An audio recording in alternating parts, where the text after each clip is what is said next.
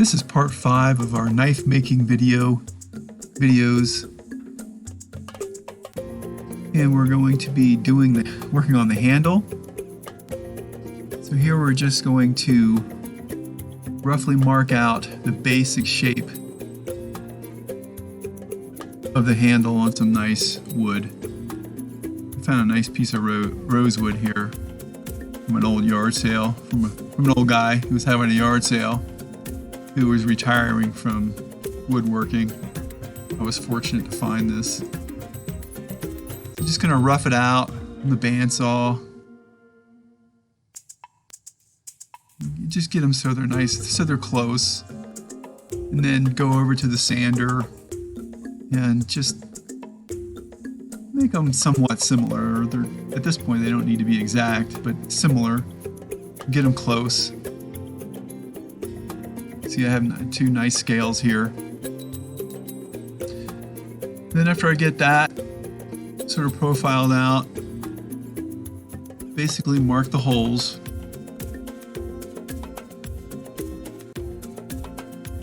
Where we're going to drill. And then when I actually drill, I like to start out with just doing 1 hole on each scale. And just get that part. And then get the pins prepared. What I like to do is just kind of sharpen the edges a little bit, so that when you go through the wood, they don't take out the other side of the wood. So like I said, just do 1 so it's almost like a hinge. And so in that way you can use your tang as a guide. Just line it up perfectly so it's going to go through, and then you drill out each hole. Get the end drilled out first, and then maybe put a pin in there so it stays. And you do the same to both scales. Do 1 side, and then you can go back and do the other. And again, just using your tang as the guide. I don't have machinist tools, so it's kind of a way to try to keep everything as precise as possible.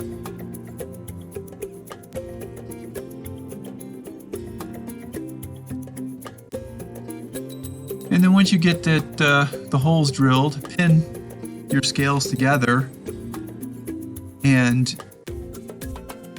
profile everything out. I like to do the same with the spacers that I'm using. And here I'm using some nice thick brass for spacers. So do the same thing. Use the tang as a guide and drill everything out, and then pin everything together and get it to a place where you're profiling it out so it looks a little more finished, so you can see what direction you're going in.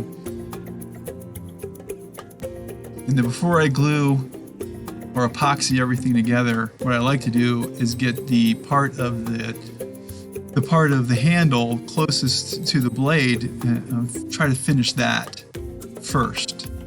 So it's all pinned together, everything's lined up. Here I'm just rounding it out. So after you glue everything together, you don't sand. You're not sanding near your blade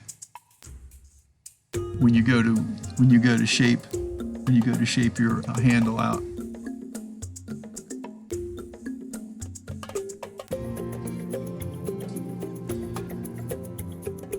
So actually finishing this point, buffing it out, making it nice and even, and then sanding it, buffing out the brass, making that look as nice as possible.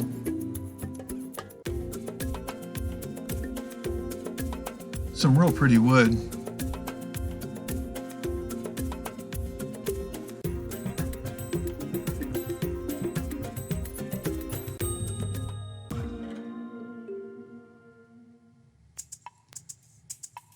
So once we get that all cleaned up and ready to go, I'm going to go over and start getting everything prepared to epoxy it together. What I like to do is scuff up all the pieces of the handle, the tang, scuff up the spacers really good, scuff up the scales, sand them a little bit, get them nice and rough. And then what I'm using is JB Weld. And I chose JB Weld because it has a strength of over 5,000 PSI. And it has high heat resistance. Very strong. Again, I'm making this knife to be used in the field as a skinner, as a hunting knife, a camping knife. Something you can really make use of, utilitarian.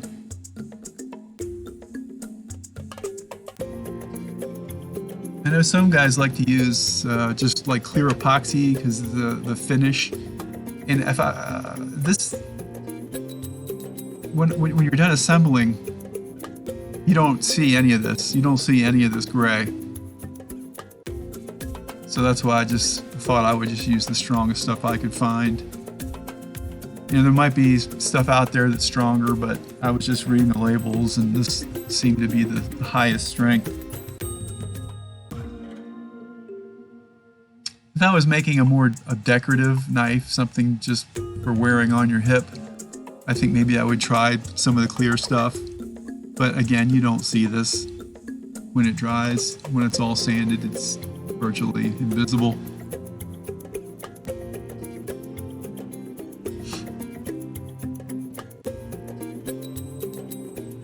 Just trying to apply a nice even coat on all the scales and the spacers. Trying not to be too messy.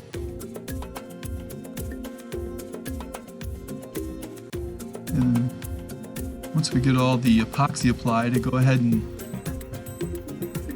kind of pin it together. One thing about pinning the tang tube through there is sometimes the brass is so soft, sometimes you can bend that brass really easy. So what I did is I put like a dowel or a drill bit that fit right in there perfectly, and you can just hammer that home and it won't bend it that way. If you don't put anything in there, and sometimes if you try to hammer it through, it just bends over. You can never get it in. You have to try to get it out of there and start over. So here I'm just clamping everything nice and even. And then while I'm clamping, the epoxy is squeezing out through the sides like jelly. So while I'm clamping, I'm cleaning. I just feel like it's best to clean as you go and get as much off as possible, because once the stuff dries, it's really stubborn to get off. On a couple blades, it got on the blades and I didn't notice it, and a couple blades I was working on, it was it actually scratched up the blade a little bit trying to get it off. So you just keep everything clean. Use a toothbrush, and I was using denatured alcohol, and that seemed to work really good. I guess you could probably use rubbing alcohol. I think that would probably work fine.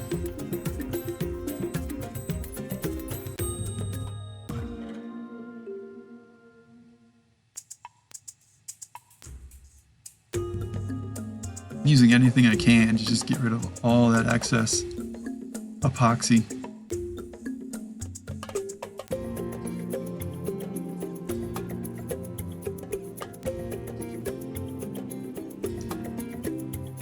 And then I'm going to get it all nice and clamped up. And it takes about 24 hours for this to cure, but I waited a couple days. A couple days later, come back, unclamp everything, and then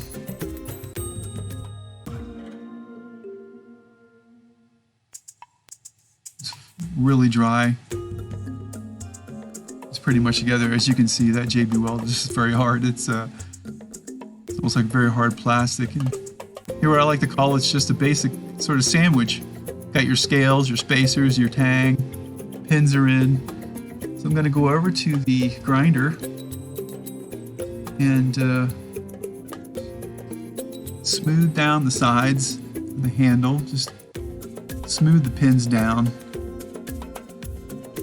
And I just want to do that because I want a nice flat surface to work with when I go ahead and profile it out.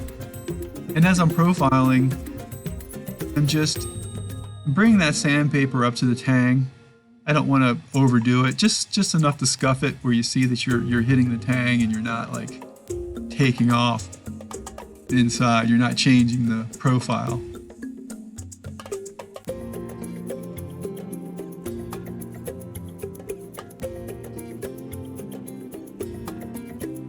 Just getting it sanded really nice.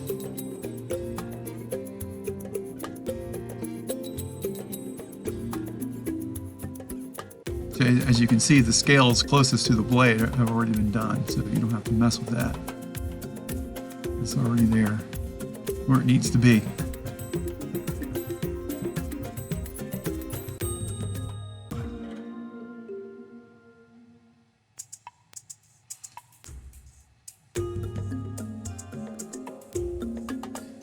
So once it's profiled, I'm going to go over to the vise, and what I like to use over the vise is a piece of seatbelt strap that I salvaged. It's kind of like a pad between the vise and the blade, keeps you from messing up or scratching up your blade. Then I'll take some an old sanding belt and cut it down, or I have strips of very coarse sanding belt. It works a little better than sanding paper because it's like material and it holds up better when you're doing this. And then just kind of do this motion back and forth, doing the back of the knife, the front of the knife, handle. Shaping it out until it feels good.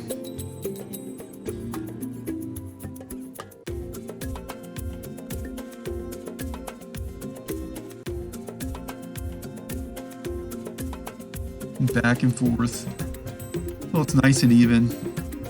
This kind of naturally helps you keep the curve even. Somehow it just works.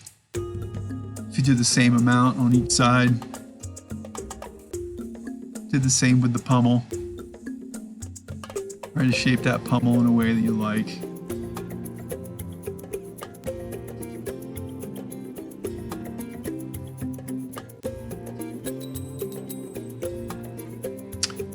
And then after I get it all shaped up, I'm going to go over to the sander again. And I should have done this first before I shaped it with the sanding strips, with the belt sander strips, but sort of bring that to a bevel, make the front of the handle thinner than the pommel. The pommel's thicker.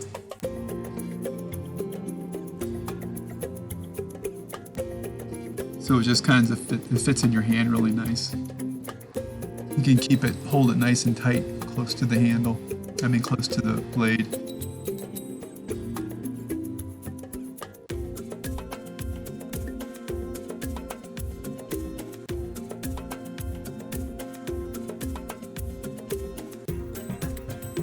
So you're gonna get it shaped up real nice here.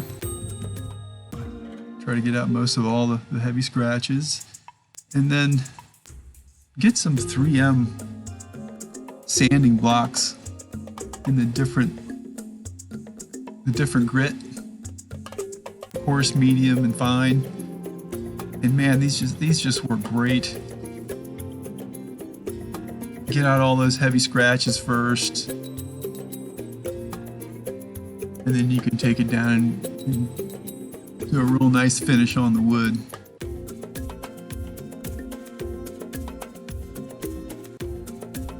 Try to get out any heavy scratches in the metal in the tang. And then go to the grinder and put a 3M belt on. Scotch-Brite. Get those pins all smoothed out consistently and do the tang. Get that really nice and smooth. Get out all the sand, any heavy scratches or anything. You can it all nice and consistent, and then on to finishing the handle. What I like to use here is a mixture of linseed oil, turpentine, and varnish, and a natural varnish. If you put the natural varnish crystals into turpentine, it will melt and turn into a complete liquid. And you can add some linseed oil. I like to use just raw linseed oil and not boiled linseed oil because I think there's a lot of additives in the boiled linseed oil, and this is just more natural. Give it a few coats. You can actually let it dry for a few days if you wanted to, and come back and do it again. At this point, I mean, you are actually absolutely ready to use this knife.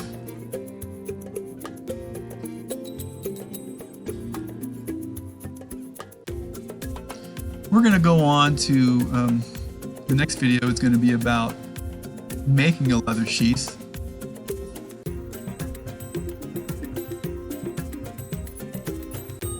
And custom making it to fit.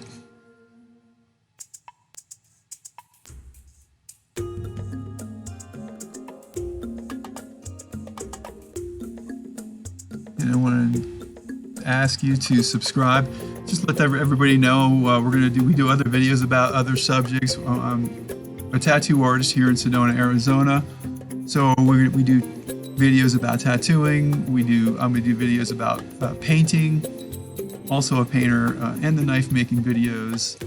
I want to thank you for watching. If you can, it would be great if you could subscribe to our channel and give us a thumbs up. And please comment. And thanks for watching.